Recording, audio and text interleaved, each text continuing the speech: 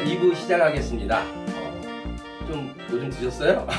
저는 커피 한 모금 쪽 빨았습니다. 커피 한 모금만 마셔도 기분이 좋네요. 단계 들어가면 기분이 좋죠. 사람 웃으면 또한 기분이 좋아집니다. 한번 웃고 시작해 보도록 하겠습니다. 1부 끝나고 억지로 어색하게 웃으셨죠? 이제 조금 나아지셨을 거예요. 한 번 더 웃고 시작하도록 하겠습니다. 제가 준비 시작. 그럼 한번 웃는 거예요. 자, 준비 시작.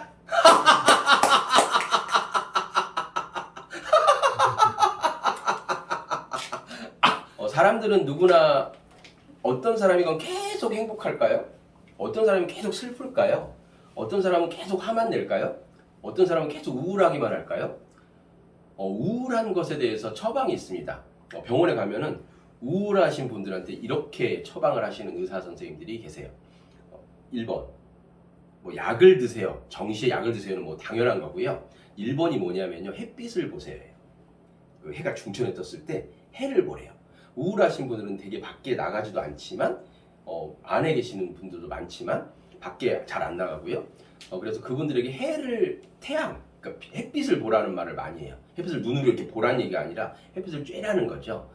태양에는 좋은 에너지들이 많아서, 영양소들이 많아서 우리의 우울감을 극복해 주는데 좋거든요. 그런데 우리는 코로나라서 많이 나가길 또 꺼려하고, 그리고 또 나가게 되면 마스크를 쓰고 나가다 보니까 크게 나갈 일이 많이 없을 수도 있지만 될 수 있는 대로 햇빛을 볼 수 있는 그 공간에 가서 우리가 잠시라도 있게 되면은 정말 우리의 건강에 유익이 될 겁니다. 또 하나, 웃으세요라고 합니다. 억지로라도 뭐라고요? 웃으세요. 웃는 것은 웃지 못해서 우울해지는 거거든요. 웃지 못해서 우울해져요. 그런데 이걸 반대로 웃으면 우울감이 사라져요. 예전에 일본의 어떤 그 심리학자가 자기가 우울감을 경험해 보기 위해서 시도한 것이 있어요. 하루에 10번씩 한숨 쉬기. 어떻게 했냐면요, 시간을 정해놓고 이러면서 한숨을 쉰 거예요. 그것을 한 달 반 정도 했더니 이분이 진짜 우울증에 걸렸어요. 그것을 극복하기까지 너무나 힘이 들었어요. 한번 빠져드니까 그것을 헤어나올 길이 본인조차도 없더라는 거예요. 그래서 그분이 웃었어요. 억지로라도 웃었더니 그분이 거기서 서서히 벗어나기 시작했어요. 웃는 것은 야, 웃을 일이 있어야 웃지 어떻게 그냥 웃냐? 라고 하시는 분들이 많지만 웃을 일이 사실 얼마나 많습니까? 여러분들 웃을 일 많아요? 저도 사실 웃을 일이 별로 없어요. 그런데 그냥 웃는 거예요. 제가 어디 가면은 되게 밝으신 것 같아요. 되게 재미있으신 것 같아요. 라는 얘기를 상당히 많이 들어요. 그런데 사실 저는 혼자 있는 걸 더 좋아하거든요. 사람들과 많이 얘기하는 거 그리 많이 좋아하지 않아요. 그런데 제가 어딜 가면 되게 밝으신 것 같아요. 재미있으신 것 같아요. 긍정적이신 것 같아요. 라는 말을 많이 들어요. 무엇에서 그걸 느끼냐면요, 그분들이 제 표정과 말투와 그리고 제 온몸에서 그냥 그 기운을 느끼시나 봐요. 왜 그럴까요? 항상 웃는 것이 생활화돼 있고 또 나를 위해서 내 건강보다도 마음의 건강이라고 저는 생각해요. 마음의 건강을 위해서 웃거든요. 엷은 미소라도 짓거든요. 그럼 생각이 좀 더 긍정적이고 좀 더 진취적인, 그리고 더 많은 사람들을 공감할 수 있게 돼요. 왜? 내가 행복하니까, 내가 즐거우니까 마음이 좀 넓어져서 그 사람들의 말을 더 포용하게 되는 것 같아요. 우리는 되게 힘든 일이 많이 있지만 힘들다, 어렵다, 짜증난다, 우울하다, 그것으로 우리는 끝난다면 정말 많은 사람들이 불행한 삶을 살 수 있어요. 제가 맨 처음에 책을 2012년도에 냈었는데 그때 책 제목이 당신만은 행복하라였어요. 많은 분들이 야, 책 제목이 이게 뭐냐? 이해가 안 된다. 저는 꼭 그 제목을 하고 싶었어요. 왜냐? 당신만은, 다른 사람들은 다 불행하다고 외쳐도 제발 당신만은 행복해라. 당신만은 행복하라. 물컵이 있어요. 그 물컵은 투명하죠. 물이 담겨있는 그 컵은. 그런데 그 물을 색깔을 바꿀 수 있죠. 어떻게 하면 색깔을 바꾸죠? 그렇죠. 물감을 한 방울 떨어뜨린 거예요. 그러면 물감이 쫙 퍼지면서 색이 변해요. 우리 안에 하나를 탁 떨어뜨리는 거예요. 그러면 내 안에 색이 변해요. 우리를 밝은 모습으로 변하게 하고 싶다면 웃음을 탁 떨어뜨리는 거예요. 그럼 그 물감이 떨어지는 순간 우리는 행복해지죠. 제가 참 좋아하는 말이 있어요. 단어가. 지금도 제가 전철을 탄 지 사실 좀 오래돼가지고 제 차를 운전하고 다니다 보니까 가끔가다 이제 전철을 타면은 예전에 5호선에서 예를 들어 7호선을 갈아탄다 그러면은 딱 카드를 대면 환승입니다. 환승입니다. 뭐 이런 말이 나오죠. 전철 타고 버스 타도 환승입니다. 이런 말이 나오고요. 저는 환승입니다 라는 말이 정말 좋아요. 어떤 것에서 다른 곳으로 환승하는 거예요. 제가 어려운 일이 있었지만 힘든 일이 있었지만 그것을 환승하는 것은 제가 웃음을 통해서 많은 것들을 경험했어요. 여러분 항상 힘든 삶을 살고 있다면 우리는 환승을 해보는 건 어떨까요?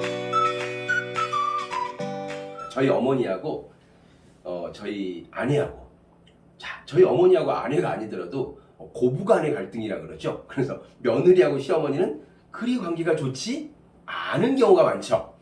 그렇게들 다들 알고 계시죠. 그런데 저희 어머니하고 그 아내하고 정말 대판한 적이 있어요. 한 2번 정도. 근데 그 중에서 제일 큰 게 하나 있어. 제가 책에도 썼는데 일명 고춧가루 사건이다.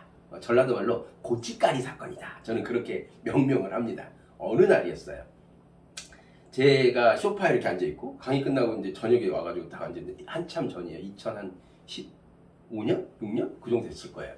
근데 그렇게 딱 앉아있는데 아니구나 2002년? 6년? 그 정도 였을 거예요. 근데 딱 앉아있는데 그때 당시에 어머니와 아내가 사이가 되게 안 좋았어. 좀 경제적인 문제 때문에. 근데 아내가 그 컴퓨터를 하고 있었고 어머니는 거실에 서서 그때가 그 김장할 때였어요. 그 살림을 어머니가 거의 해주시고 아내는 이제 간호사거든요. 아내는 이제 돈을 벌어오고 저도 돈을 벌어오고 이제 그걸 살림을 했는데 어머니가 이제 혼자 서서 혼잣말 뭐 들으라는 말 비슷하게 이번에 뭐 김장하는데 고춧가루도 한 뭐 그렇고 뭐 한 20만 원 정도 들란가 이제 그런 거야. 근데 아내가 가만히 있으면 되는데 컴퓨터를 하다가 고개를 싹 돌렸는데 오른쪽으로 고개 돌리면 벽이거든요. 그럼 이제 고개를 다 돌려서 엄마를 봐야 되는데 시어머니를 봐야 되는데 고개를 반만 돌리고 그냥 저는 말하지 말아라 말하지 말아라 그랬는데 그 아내가 어머니도 돈 있으시잖아요 그런 거예요. 저는 그 말을 딱 듣는 순간 큰일 났다. 제가 엄마 얼굴을 차마 못 보겠는데 살짝 봤는데 얼굴이 허해져. 그러더니 어머니 방으로 싹 들어가. 문을 쾅 닫아. 그러더니 잠시 후 어머니가 문을 열고 나와. 밖으로 나가. 현관문을 쾅 닫아. 그날 안 들어왔습니다. 저는 마음이 어땠겠어요. 제가 아내하고 어떻게 엄마한테 그럴 수 있냐고. 그래서 싸우기만 하지 해결하는 게 없잖아요. 걔가 어떻게 했을까요? 그나마 현명했습니다. 입을 딱 다물었어. 아무 말도 안 했어요. 그리고 그냥 잤어요. 엄마한테 전화를 해봤죠. 그때 018 땡땡땡 번호였는데 전화했는데 안 받아. 뭐 이모집 가서 주무셨겠죠. 그 다음에 알았던 일이지만. 근데 아내하고 아무 말도 안 하고 잤어. 그 다음날 아무 말도 안 했습니다. 어머니는 그 다음날 저녁에 들어오셨어요. 설거지도 안 하고 밥도 안 하고 아무것도 안 했어요. 엄마는. 이제 아내는 이제 더 마음이 이제 안 좋았죠. 이틀 지난 날 제가 아내한테 얘기했어요.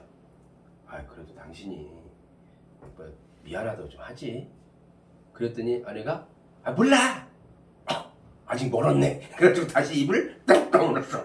그러고 난 다음에 또 이틀이 지났어. 이제 4일이 지난 거예요. 그래서 아내한테 또 그랬어요. 조심스럽게. 그래도 당신이 좀 미안하다고 하지. 그랬더니 아내가 몰라. 쭉 나아졌네. 이제 좀 수그러들었어요. 그래서 또 하루가 지난 날 아내한테 이렇게 말했어요. 똑같이. 그래도 자네가 아랫사람인데 좀 미안하다고 하면 안 되나? 이제 그랬더니 아내가 몰라.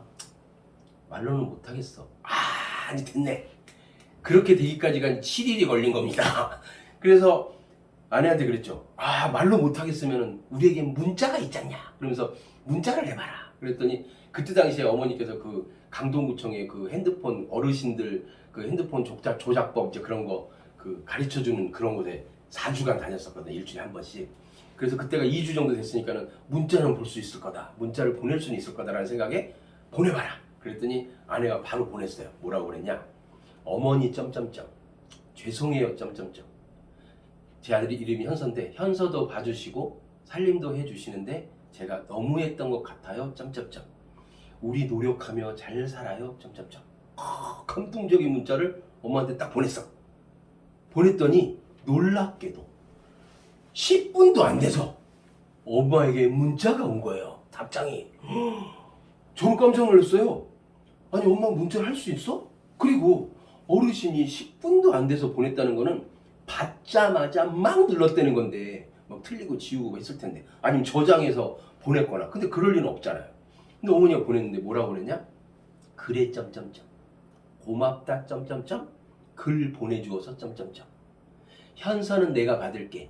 그 말은 뭐냐면 이제 어린이집 차가 4시 몇 분에 오니까 받을 테니 너는 그 저녁에 또 그 일하러 가야 되니까 그 간호사랑 그 자고 있어라 점점점 그래 우리 노력하며 살자. 감동의 문자를 서로 주고받는 거예요. 그리고 나서 저는 그날 저녁에 강의를 하고 왔어요. 아내가 출근하기 전에 왔어요. 그랬더니 저희 집 딱 들어가면 왼쪽으로 이렇게 싱크대가 있거든요. 바로 안 보여요. 근데 딱 들어가는데 무슨 소리가 들려. 무슨 소리인가? 어머니하고 아내하고 막 이렇게 얘기하는 소리가 들리는 거예요. 그래서 이건 뭐냐 그래서 조심스럽게 딱 봤더니 어머니하고 아내하고 만두를 만들고 있는 거예요. 저희 집 만두 맛있어요. 만두를 만들고 있는데 저희 어머니는 제가 강의 갔다 오면 오늘도 이 영상을 찍고 어머니한테 영상 찍었어 라고 말하면 어머니께서 그럴 거예요. 오늘 영상 잘 찍었어? 그럼 저는 꼭 이렇게 말해요. 오늘 강의 어땠어? 이제 물어봐요. 어머니는 어떤 마음에서 물어볼까요? 자식이 그런 일을 하고 많은 사람에게 행복을 주고 기쁨을 준다고 하니 이제 좋아서 물어보는 거죠. 그래서 제가 어머니께서 강의 어땠어? 잘했어? 뭐 영상 촬영 잘했어? 라고 물어보면 저는 꼭 이렇게 말해요. 다 죽여버렸어. 그래요. 저희 어머니가 강진분이라 기분이 좋거나 나쁠 때 사투리가 가끔 나와요. 다 죽여버렸어. 그럼 어머니는 이거 너는 왜 사람을 죽이고 다니냐? 사람을 살려야지. 그래.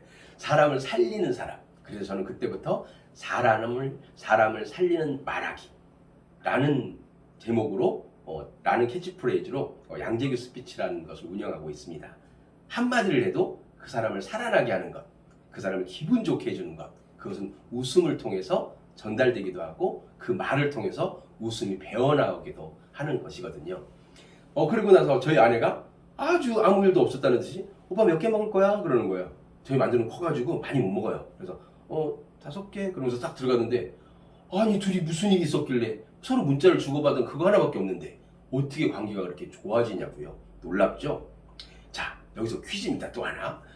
저희 어머니하고 아내하고 서로 문자를 주고받았죠. 그 문자에서 공통적인 단어가 있어요. 공통적으로 들어간 단어. 뭐라고요? 점점점? 그거 땡땡 그거 아닙니다. 노력하며 살아요. 노력하며 사는 거죠. 그래 오늘 정말 기분 좋아. 그래서 맨날 기분 좋아야지. 그렇게 생각했다고 내일도 기분 좋고 모레도 기분 좋고 그런 일은 없죠. 오늘 우울하다고 내일도 우울하고 모레도 우울하고 그런 일 또한 없죠. 언젠가는 기쁨의 날이 오기도 하고 언젠가는 슬픈 일이 있기도 하고 언젠가는 짜증날 때도 있죠. 그러나 우리는 노력하며 사는 거예요. 노력하며 산다는 것. 저는 그 말이 참 좋아요. 쓰러졌어도 다시 일어나는 것 같은 느낌이 들거든요. 노력하며 살아요. 노력한다고 막 머리에 띠두르고 막 장갑 끼고 그래 난 할 거야 뭐 이런 게 아니고 마음속으로 웃으면 좋지. 나도 행복한 삶을 선택해야지. 웃음을 선택해야지 하면서 나에게 유익을 주는 것들을 내가 가지고 가는 거예요. 그럼 우리에게 좋은 일들이 일어나요.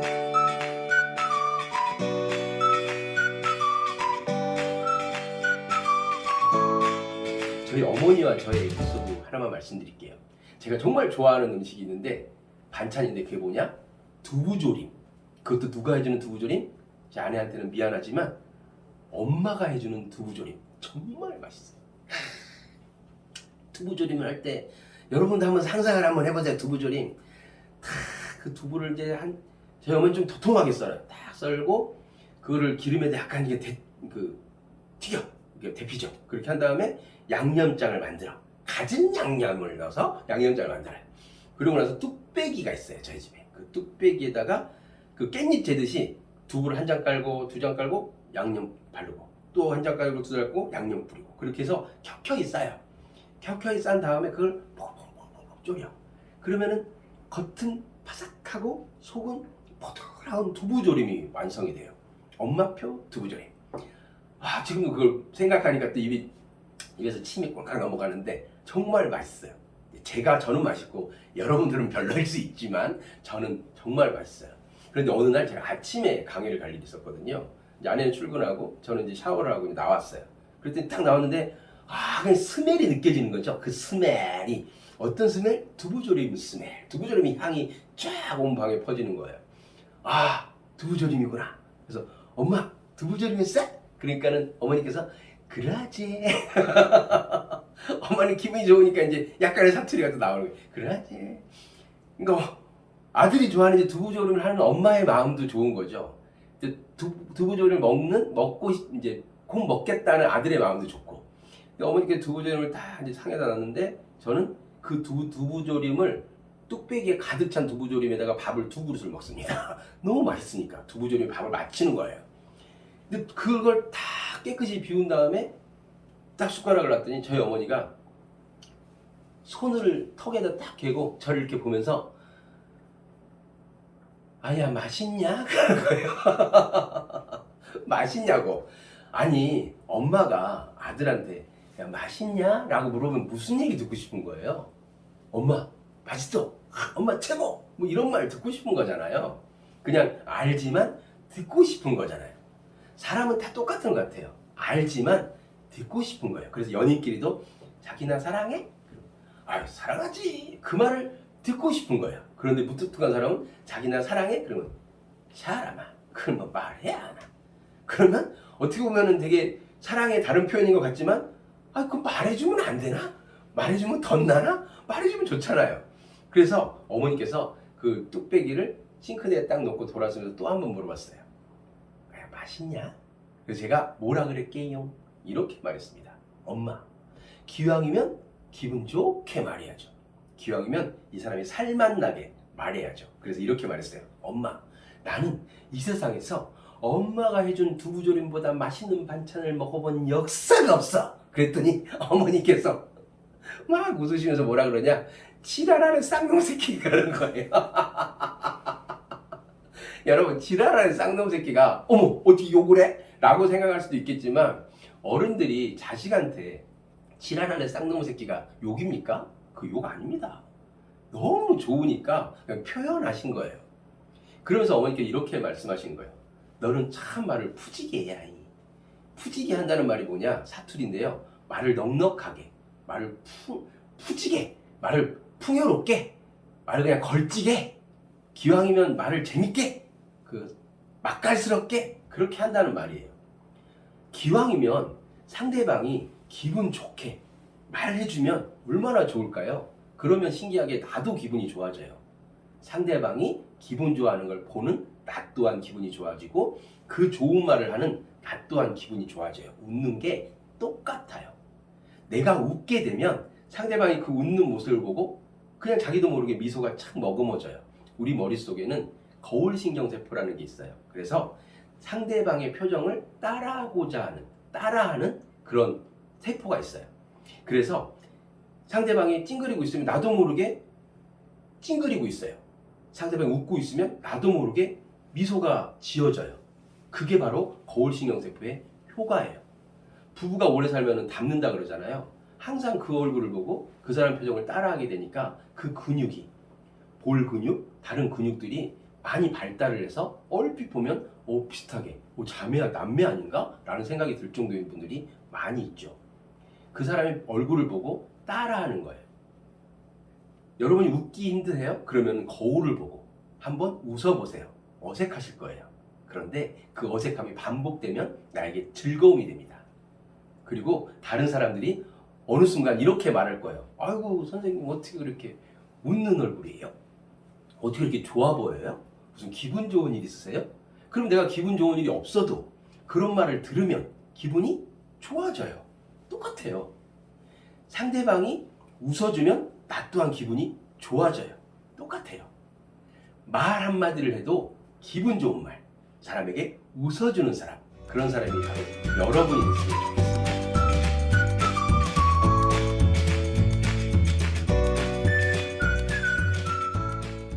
저는 한 1대1로 개인 코칭을 해요. 많은 사람들을 1대1로 만나요. 그래서 말하는 법, 그리고 그 사람의 자존감을 높이는 법, 그리고 그 사람이 행복해지는 법, 그리고 대인관계 잘하는 법들을 가르쳐요.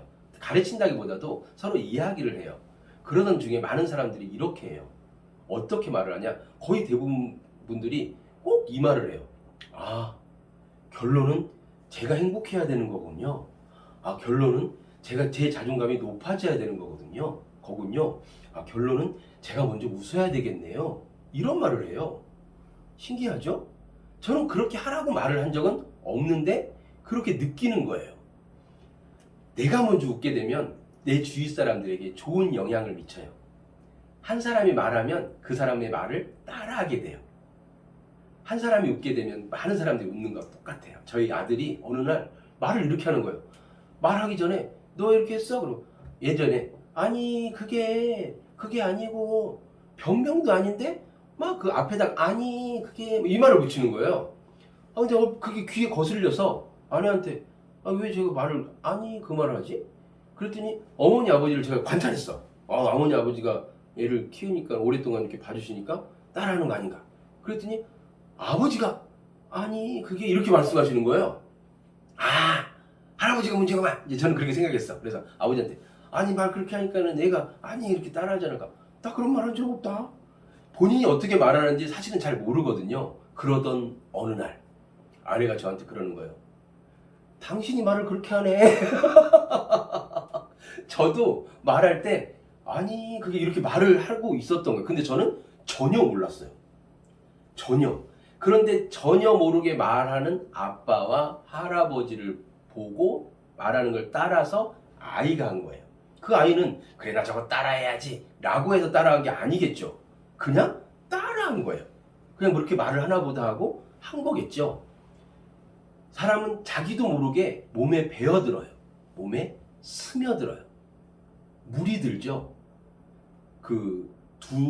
두물머리 가면 연꽃이 지금쯤 아마 폈을 수도 있는데 그 물을 한번 물이요 흙탕물이에요. 흙탕물 아주 꾸정물. 그런데 거기에 정말 탐스럽고 이쁜 연꽃이 자라요. 뿌리도 깊고 연꽃잎도 너무 이쁘죠. 넓고. 그런데 제가 그때 그걸 느꼈어요.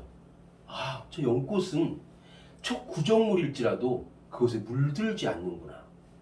자기를 도도하게 지키고 있구나. 물론 자연 섭리에 의해서 그렇게 된 거지만 물들지 않는다는 것, 물든다는 것. 좋은 것에는 물드는 거예요. 그런데 좋지 않은 것은 물들지 않는 거예요. 여러분들이 행복에 물들어서 행복에 비틀거렸으면 좋겠어요. 행복한 마음으로 하루하루를 살았으면 좋겠어요. 나무가 싱그럽고 공기가 상쾌하고 그런 것을 우리가 느끼지 않습니까? 그 느낌 속에서 우리는 행복한 것을 더 선택한다면 살아가는 시간 동안 우리는 많은 사람들에게 기쁨을 주고 행복을 주는 그런 사람이 될 거라고 저는 확신합니다. 저는 키가 작다는 생각을 별로 해보지 않았어요. 학교 다닐 때 맨날 1번, 2번 뭐 그렇게 했지만 저는 키가 작다. 그것에 대해서 큰 불만을 가지면서 살지 않았어요. 키가 작은 걸 어떻게? 노력할 수 있다면 바꿀 수 있는데 노력해도 안 되는 건데 그거 가지고 힘들게 살 필요는 없잖아요. 제가 예전에 용인 농어촌 센터인가? 이제 거기 가서 강의를 한 적이 있었어요. 그래서 그때 제 키 얘기가 나왔어요. 제 키가 정확히 얼마나 하면요. 지금 이제 나이가 들어서 좀 더 줄어들었겠지만 160이 안 됩니다. 158.7인가? 그래요. 그런데 제가 키 얘기를 했어요. 거기서 막 사람들이 막 웃어요. 아니 딱 보면 작은데 뭐 웃어라 뭐 이제 그랬지. 뭐 짧고 굵게 강의하겠습니다 해가지고 키 얘기 이미 끝났는데 뭐. 그래서 제가 물어봤어요. 여러분 중에 키가 작다고 생각하시는 분들 계세요? 그랬더니 몇 분이 손을 들어요. 근데 한 분이 손을 드는데 아무리 앉아 계셔도 아무리 해도 키가 커. 물론 저보다. 그러니까 저보다 큰 건 사실이지만 다른 사람에 비해서 좀 크신 것 같아. 그래서 아니 선생님은 키가 좀 크신 것 같은데요? 그랬더니 키가 어떻게 되세요? 그랬더니 8입니다. 그러는 거예요. 4입니다. 4입니다. 그러는 거예요. 그래서 4? 뭐 84요? 그러니까 70살이에요. 그래서 70살이면 괜찮으시죠? 연세도 있으신데 그 정도 키면 크신 거죠. 네, 그랬죠. 근데 그분이 딱 한마디를 하시는 거예요. 제가 이 키가 고등학교 2학년 때 키입니다.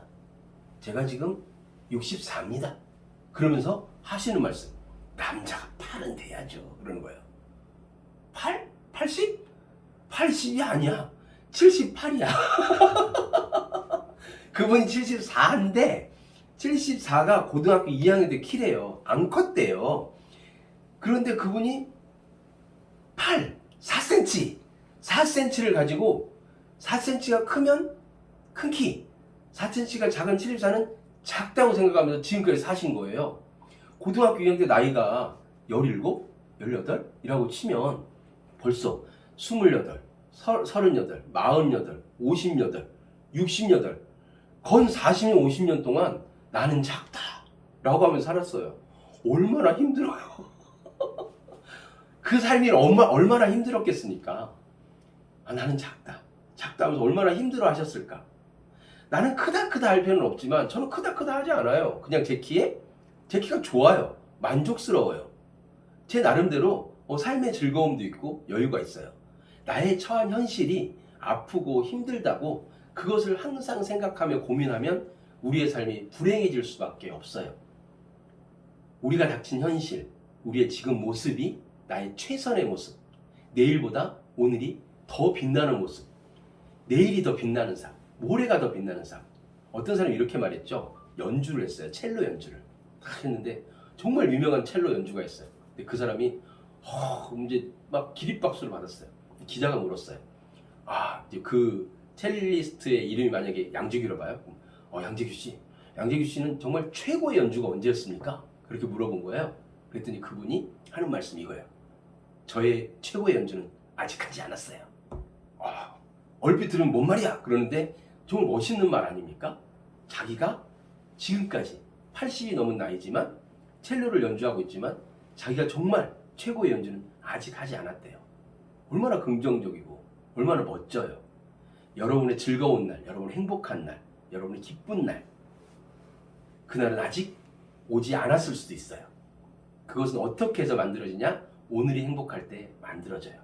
오늘이 행복하고 내일이 행복하고 오늘 웃고 내일 웃을 때 그것이 쌓여서 우리에게 기쁨이 되고 풍요로운 삶이 될 것이라고 저는 확신합니다.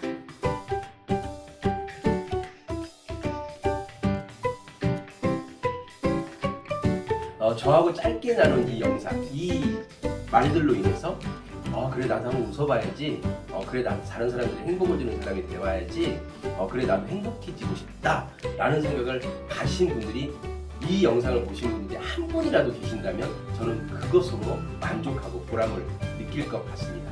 오늘 만나 뵀으면 정말 좋겠지만 이렇게 영상으로라도 만나서 정말 즐겁고 행복했습니다. 저 또한 즐거웠습니다. 앞으로 더 행복하고 즐겁게 살겠습니다. 자, 크게 한번 웃고 마치도록 하겠습니다. 자, 시작하면 한 번 더 웃어보는 거예요. 준비, 시작!